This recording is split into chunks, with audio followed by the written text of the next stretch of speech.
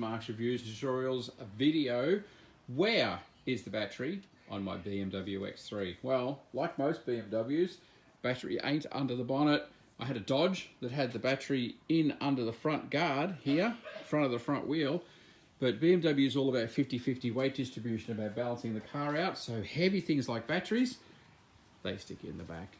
So in a BMW X3 or a BMW X5, it's going to be under to the back of the car. And under this panel here, there's another little secret here. You see this clip underneath? You pull that down, and then you can hook that up on top. That holds that panel up. How cool is that, hey? What we need to do though is go down another level.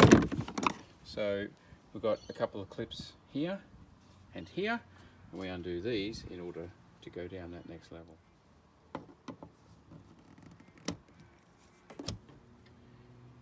And under there we have ourselves one battery.